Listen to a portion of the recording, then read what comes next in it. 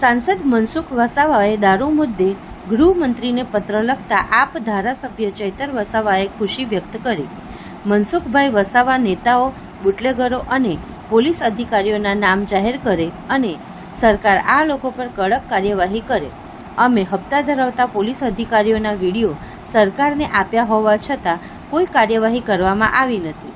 ચૂંટણીમાં ભાજપના નેતાઓ દ્વારા બુટલેગરોને કહેવામાં આવ્યું હતું કે તમે ખુલ્લામાં ધંધો કરજો અને તમે ફક્ત અમારા ઉમેદવારોને જીતાડજો.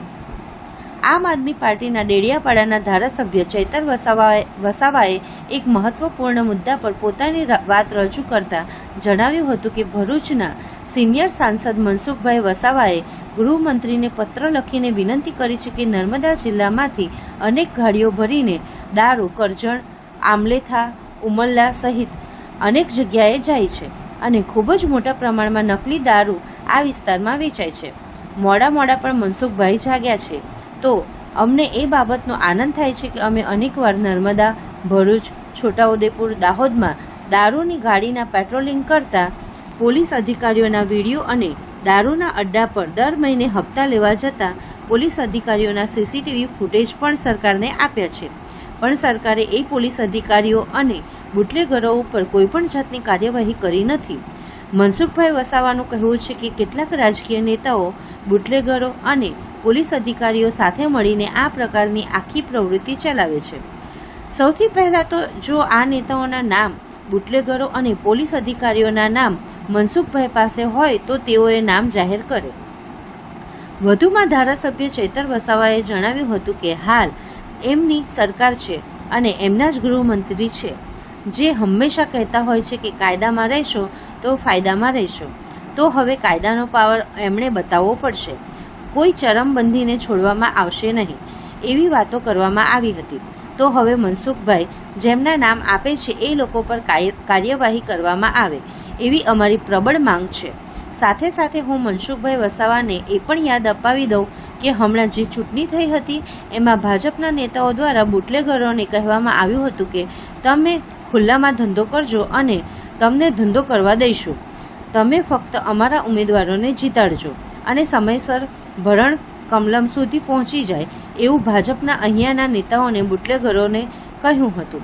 તો હવે અમારી અને ગુજરાતની જનતાની લાગણી અને માંગણીને જે મનસુખભાઈ વસાવા આ તમામ નેતાઓ, બુટલેગરો અને પોલીસ અધિકારીઓના નામ જાહેર કરે અને તાત્કાલિક ધોરણે આ તમામ લોકો પર કડક કાર્યવાહી કરી એવી અમારી પ્રબળ માંગ છે. ભરૂચના સિનિયર સાંસદ મનસુખભાઈ વસાવા દ્વારા આજે ભાજપ સરકારના ગૃહમંત્રી હર્ષભાઈ સંઘવીને એક પત્ર લખીને વિનંતી કરવામાં આવી છે કે નર્મદા જિલ્લામાંથી અનેક ગાડીઓ ભરીને દારૂ કરજણ, આમલેથા, ઉમલ્લા, રાજપાયડી, સિનોરમાં આવે છે અને પુષ્કળ પ્રમાણમાં નકલી દારૂ આ વિસ્તારમાં વેચાય છે. ત્યારે મોડે પણ મનસુખભાઈ વસાવા જાગ્યા છે ત્યારે આનંદ થાય છે. અમે અનેકવાર ભરૂચ, નર્મદા, છોટાઉદેપુર, દાહોદ દારૂની ગાડીના પેટ્રોલિંગ કરતા પોલીસ અધિકારીઓના વિડીયો અને દારૂના કોઠાઓ પર દર મહિને હપ્તા લેવા જતા પોલીસ અધિકારીઓના સીસીટીવી ફૂટેજ પણ સરકારને આપ્યા છે, જાહેર કર્યા છે. પણ સરકારે એ પોલીસ અધિકારીઓ પર, એ બુટલેગરો પર કોઈ પણ જાતની કાર્યવાહી કરી નથી.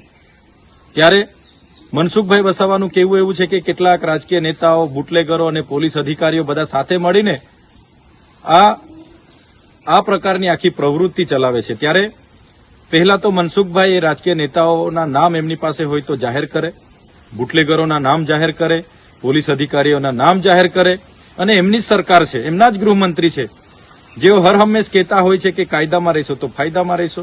ત્યારે આ વખતે કાયદાનો પાવર એમણે બતાવવો પડશે.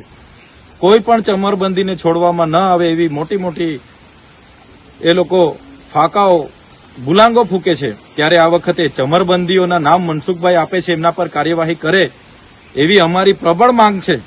સાથે મનસુખભાઈ વસાવાને એ પણ હું યાદ દેવડાવી દેમ કે આ વિસ્તારોમાં હમણાં જે ચૂંટણીઓ હતી એમાં ભાજપના નેતાઓ દ્વારા બુટલેગરોને અમે તમને કહેવામાં આવ્યું કે ખુલ્લામાં તમે ધંધો કરજો, અમે તમને ધંધો કરવા દઈશું, પણ અમારા ઉમેદવારને જીતાડજો અને રેગ્યુલર અમારું ભરણ અમારા કમલમ સુધી પહોંચી જાય એવી અહીંના ભાજપના નેતાઓએ બુટલેગરોને કીધું હતું.